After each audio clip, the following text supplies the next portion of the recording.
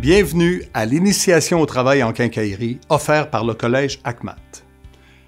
Vous vous demandez à quoi peuvent ressembler les tâches dans un centre de matériaux.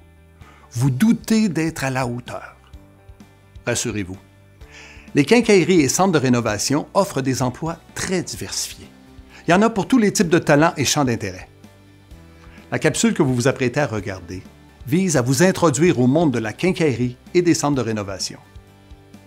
Marco Lassalle, expert en construction et rénovation, vous dressera un portrait des clientèles types, vous fera visiter les différents départements et vous donnera un aperçu de plusieurs types d'emplois requis pour faire fonctionner un centre de matériaux.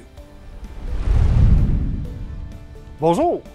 Bienvenue dans ce nouveau défi dans le monde merveilleux des matériaux de construction. Dans ce domaine, vous allez acquérir des compétences qui vont vous servir tout au cours de votre vie. Tout le monde a besoin de bricoler à un moment ou l'autre. D'ailleurs, je vous encourage à toujours être curieux. Il y a toujours quelque chose à apprendre. Personnellement, ça fait 22 ans que je suis dans le domaine et à chaque semaine, j'apprends une nouvelle information pertinente et importante à mon travail. Assez parlé. Je pense que vous avez hâte de faire le tour avec moi pour découvrir les différents départements. Donc, je vous invite à me suivre. On va aller faire le tour ensemble. Mais attendez une minute, peut-être que je vais un peu trop vite. Avant d'aller plus loin, je vais être certain que vous saisissez bien la différence entre un centre de rénovation et une quincaillerie. La connaissez-vous? Je le sais, toute analogie est toujours un peu boiteuse, mais je vais tenter de vous l'illustrer en faisant la comparaison avec un centre de rénovation, une quincaillerie, comparé à une épicerie et un supermarché. Dans une épicerie, on parle d'un commerce de proximité. Les employés ont besoin d'avoir une bonne polyvalence, c'est-à-dire on est multitâche. La personne qui prépare les pains le matin va probablement après ça être la personne qui va faire les prêts à manger. C'est probablement la personne également qui va s'occuper de la charcuterie, par exemple. Alors que la personne qui est à la caisse ne va pas juste s'occuper de la caisse, va s'occuper de remplir les tablettes de marchandises, va peut-être faire des tâches d'entretien également. Donc, on demande de la polyvalence. Au niveau des supermarchés, on va plutôt miser sur la spécialité de chacun. C'est-à-dire, on a un pâtissier à la pâtisserie. On va avoir un boucher à la boucherie. On va avoir un caissier à la caisse. Chaque personne a sa tâche. À la base, vous allez rencontrer 4 types de clientèle différentes.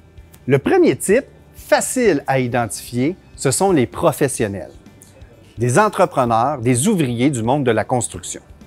Ceux-ci, lorsqu'ils entrent dans le magasin, savent déjà qu'est-ce qu'ils ont besoin et la quantité dont ils ont besoin. Donc, ce n'est pas au niveau du conseil qu'il y a une complexité.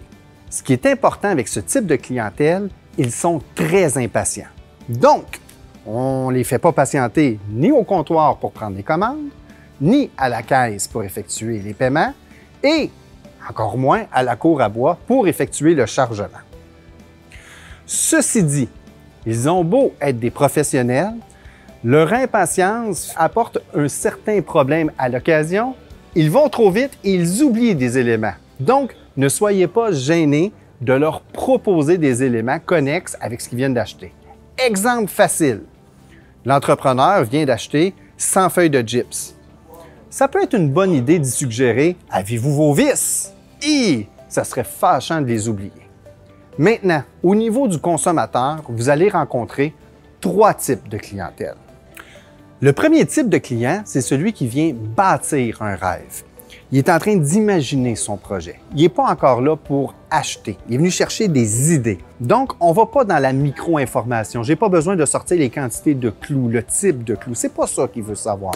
Il veut savoir quel type de matériaux qu'il peut utiliser, quel type de fini qu'il peut utiliser. Il veut savoir les gammes de matériaux, qu'est-ce qui est dispendieux, qu'est-ce qui est moins dispendieux, qu'est-ce qui est plus accessible, qu'est-ce qui est plus dans son budget, qu'est-ce qui est facile d'installation, si c'est lui qui veut le faire. Également, l'entretien, qu'est-ce qui est plus simple, qu'est-ce qui va durer plus longtemps. On est dans de l'information plus générale parce qu'il est en quête d'information tout simplement à ce moment-là.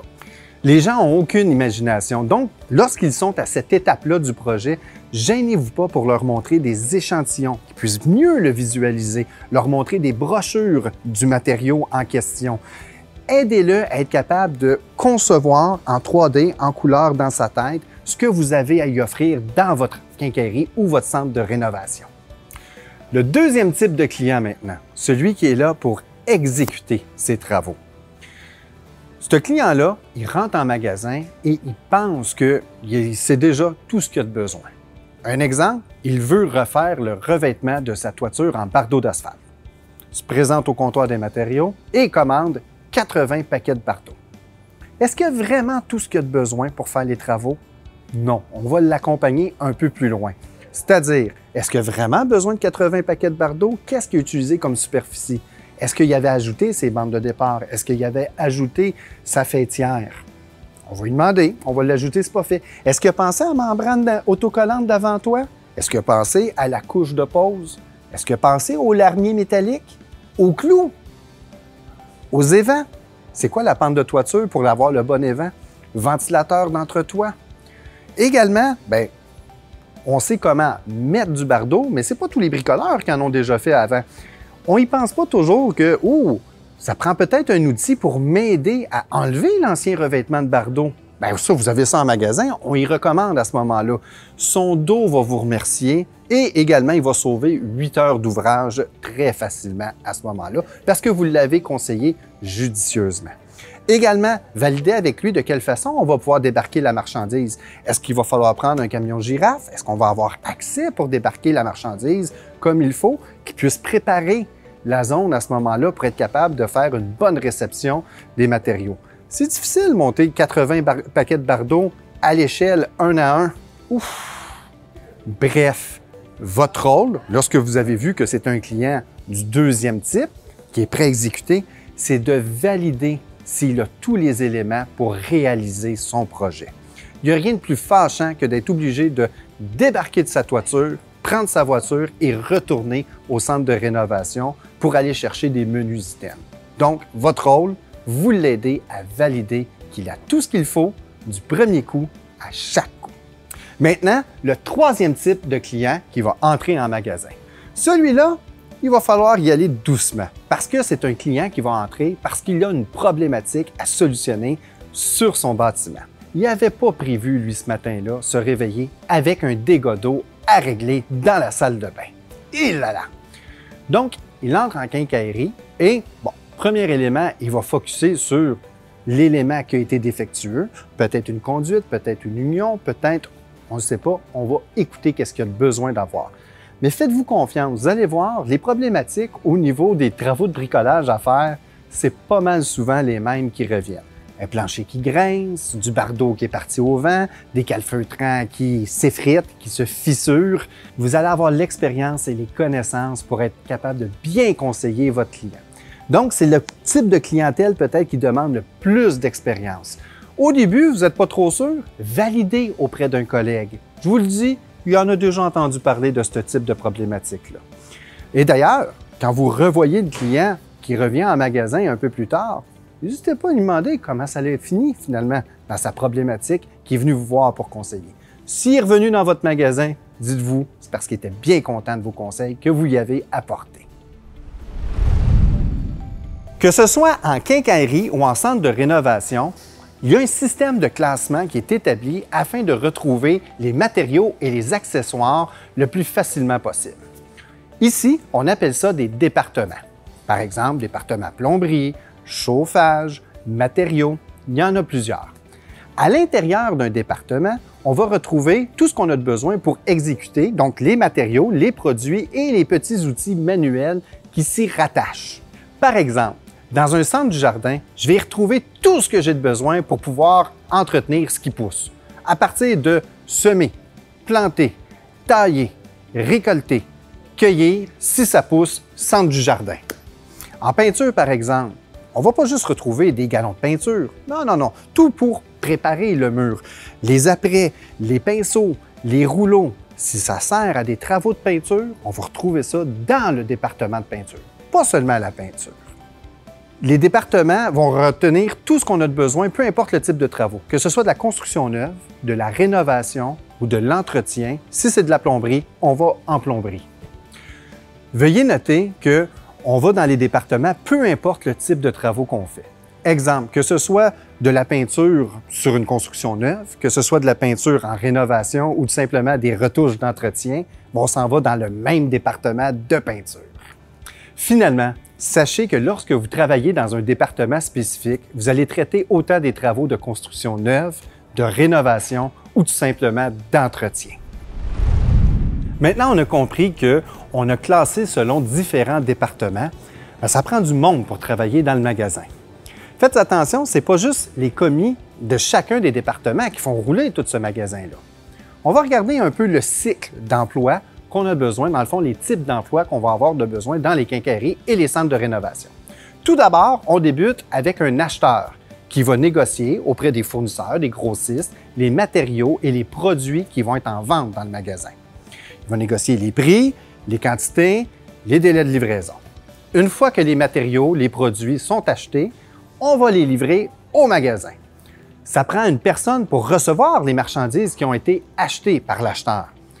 Cette personne-là va être à la cour à bois. Elle va recevoir, vérifier, enregistrer dans l'inventaire et entreposer les matériaux et toute la commande qui a été reçue. Maintenant que tout a été entreposé, il faut les vendre. C'est ici que les commis vont intervenir, dans tous les départements. Ils vont conseiller, vont remplir les commandes, et puis le client, à ce moment-là, qu'est-ce qu'il va rester à faire? Il va falloir qu'il aille payer. Ça va se dérouler au niveau des caisses. Élément important ici, la vente n'est pas complétée tant que la transaction n'a pas été faite. S'il vous plaît, on ne fait pas attendre un acheteur inutilement. Maintenant, on va peut-être boucler la boucle. S'il y avait des matériaux qui étaient trop lourds ou volumineux, la personne à la cour à bois va encore intervenir parce que c'est lui qui va aider le consommateur à charger à ce moment-là son véhicule pour s'en aller faire ses travaux tranquillement à la maison. Maintenant, vous vous demandez peut-être pourquoi je vous dis ça, les types d'emplois. Tout simplement, c'est pour être bien certain qu'on comprend que tout le monde, toutes les interventions sont importantes dans un magasin de matériaux de construction. J'ai beau être le meilleur commis qu'il n'y a pas, le meilleur conseiller, faire les plus belles ventes, s'il n'y a personne pour prendre le paiement à la caisse, il n'y en a pas de vente. S'il n'y a personne pour donner les marchandises à la cour à bois, il n'y en a pas de vente également. Donc, le travail dans un magasin de matériaux, c'est comme une chaîne. Il n'y a pas une maille plus importante que l'autre. Tout le monde est essentiel au bon fonctionnement du magasin. Donc, nous avons vu la différence entre une quincaillerie et un centre de rénovation. Nous avons regardé à haute altitude la logistique derrière les différents départements. Et finalement, nous avons fait le tour des différents types d'emplois. Est-ce qu'il y a un type d'emploi qui vous attire plus qu'un autre? Peu importe votre expérience, vos connaissances ou vos préférences, il y a certainement plusieurs types d'emplois qui répondent à vos aspirations. Maintenant, pour poursuivre votre initiation au travail en quincaillerie, cliquez sur le lien de la capsule suivante. Après le visionnement de l'ensemble des capsules, vous serez fin prêt pour répondre au quiz de validation des connaissances qui vous permettra d'obtenir votre certification. Le certificat est reconnu dans toutes les quincailleries et tous les centres de rénovation membres de l'Association québécoise de la quincaillerie et des matériaux de construction.